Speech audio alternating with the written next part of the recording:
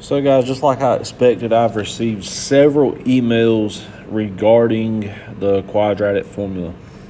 I can't remember if I said it in my video that I made on going through it the first time, but quadratic formula is one of the harder things in Math 2 to do just because of having to remember the formula.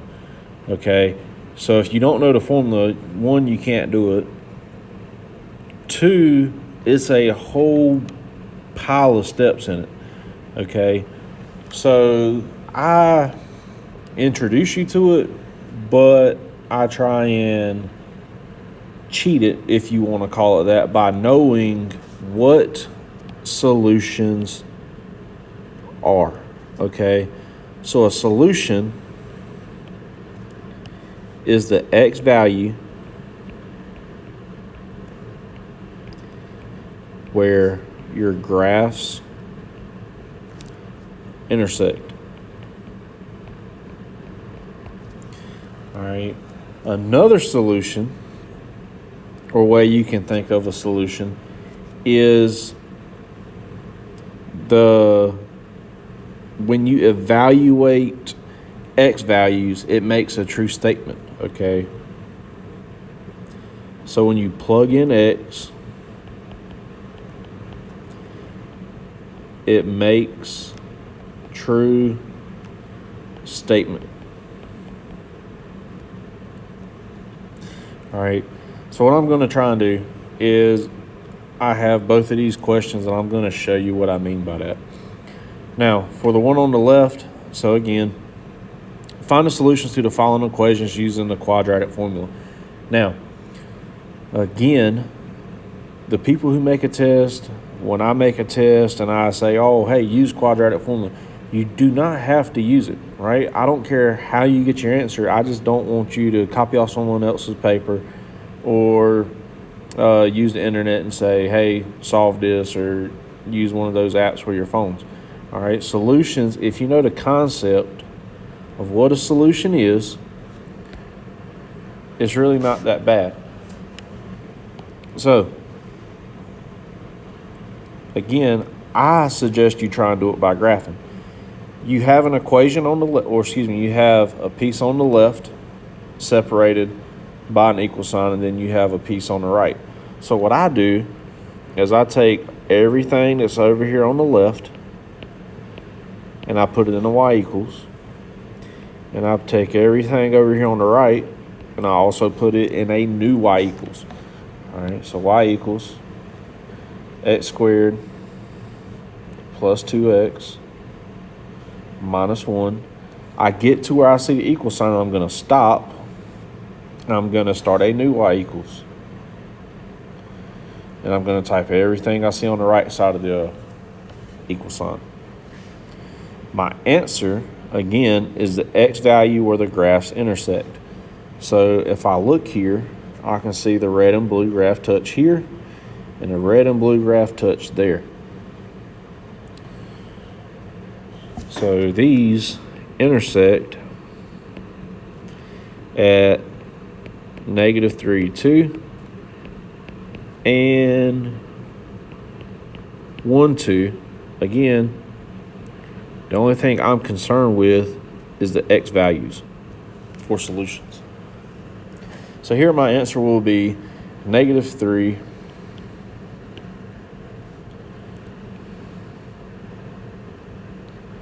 and +1.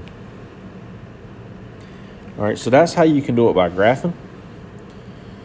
The other way is you plug in the x values and see which one makes a true statement. So what I mean by that is if I want to plug in, excuse me for a second, if I want to plug in 1 into this equation, everywhere I see an x, I'm going to, plug in 1. So I have an x, so I'm plugging in 1. It's squared plus 2.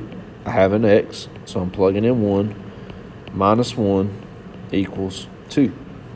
And you just evaluate it by using PEMDAS. So 1 squared is 1, plus 2 times 1 is 2, minus 1. Does this equal 2? 1 plus 2 is 3, minus 1 is 2, and 2 does equal 2, so I know that's correct. Now, B and C we said weren't correct. So if I do negative 1, so what I'm going to do here is copy this.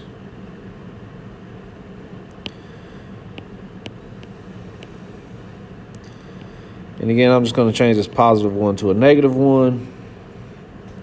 Right, because everywhere there was an x, we would plug it in essentially. Now you just evaluate it. Negative 1 squared is negative 1 squared is 1. Plus 2 times negative 1 is negative 2. So minus 2, minus 1. Does this equal 2? Well, 1 minus 2 is negative 1. Negative 1 minus 1. So when I subtract, I got to slow down. I can't do one of these at a time. 1 minus 2 is negative 1. Minus 1. Does that equal 2? Negative 1. You subtract negatives. You change the sign. Switch subtraction to addition. Change the sign. And then negative 1 plus negative 1 is negative 2. Does that equal 2? No, it does not. Therefore, I know this is wrong because it's a false statement, right? And if you plug in C and D, like I did, you'll see that C is not true, but D is. Now, over here on this one, I'm going to try and do the same thing. So I have x squared plus 12. All right. So this is going to go into its own y equals. Now I'm going to have 6x, and it's going to go into its own y equals.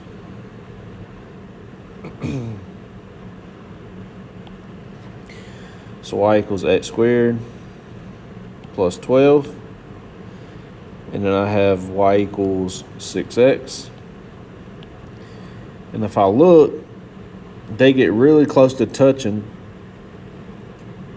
But then if I zoom out, I see they don't ever touch. All right. So if they don't ever touch, they have 0 real solutions. Well, we're not asking about just real. We have to also account for these things called imaginary solutions.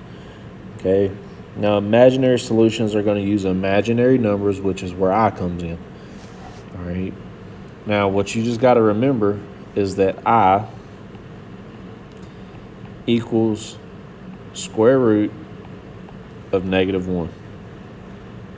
Okay. Now, this is going to be very important.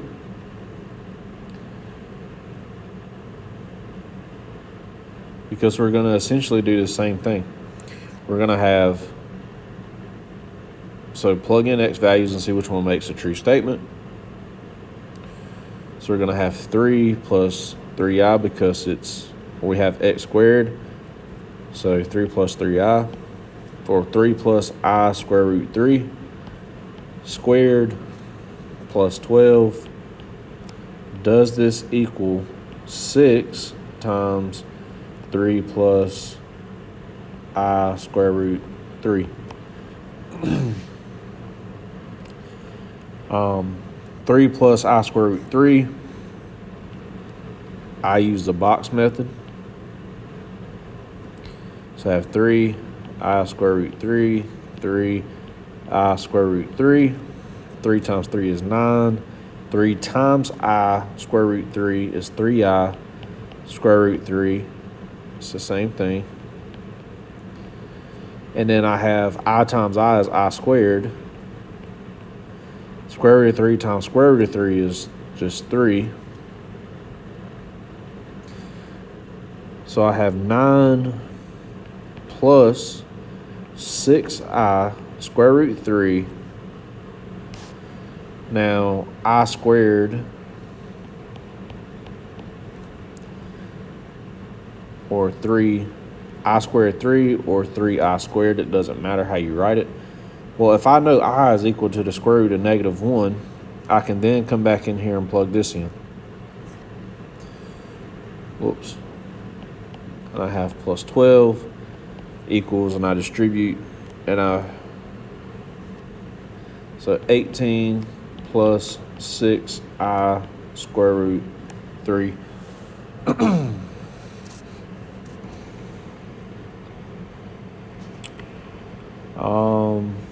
So 9 plus 6, and then wherever I is, I'm going to plug in square root -1.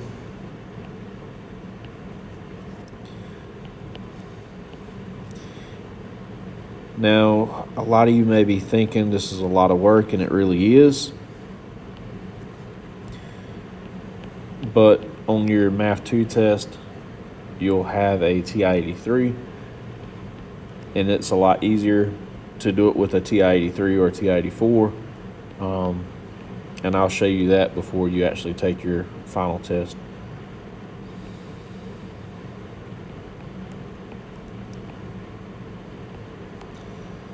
All right, so now I'll just come in here and evaluate all of this. And 9 plus 6 square root of 1, so the square root of 1 times the square root of 3,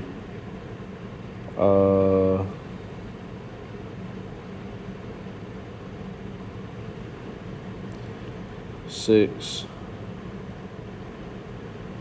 square root -3 plus square root of -1 times square root of -1 is -1.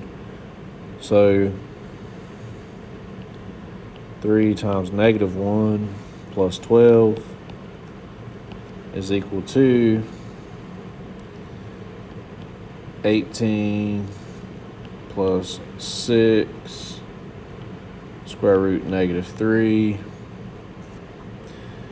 Now I come back here and try and simplify all this stuff again. 9 plus 6 square root -3 minus 3 plus 12 is equal to 18 plus 6 square root -3. Combine my like terms. So I have just a number, just a number, just a number over here on this side. And I only have just my number on the right side. And I have my 6 square root of 3. So anything with the square root -3 in it. 9 minus 3 is 6, plus 12 is 18. That's everything on the left. Plus 6 square root -3 is equal to my numbers on the right. It's just 18 plus 6 square root -3 on the right. And if I look, these are both the same thing. So A produces a true statement, therefore it's my answer. Okay? If you watch my video, you'll remember that the quadratic formula takes the positive and negative square root. Okay? So I need so I have the positive. Now I just need the one that's subtraction, which is C. All right, but again, I want to double check myself. So I'm going to do all of that. I would do all of that work again. Okay. And I should wind up getting the same thing on both sides. All right, so 3 minus I square root 3.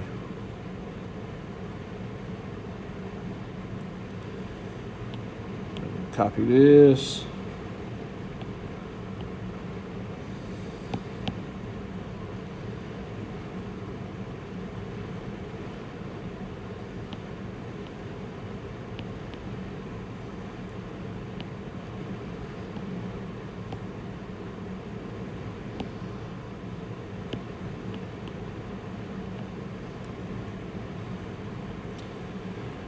All right, and the difference is, I said we're testing the one with the minus.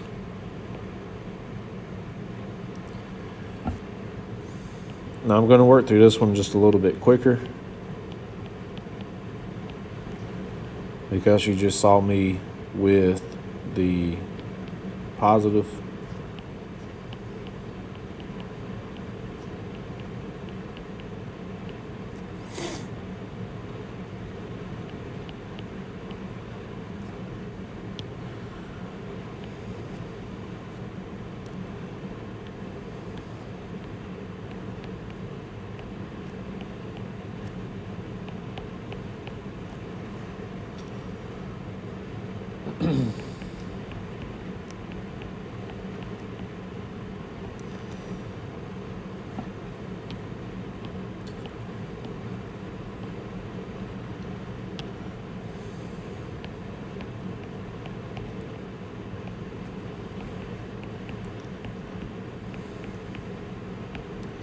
Now, these both check out, so therefore I know I'm good.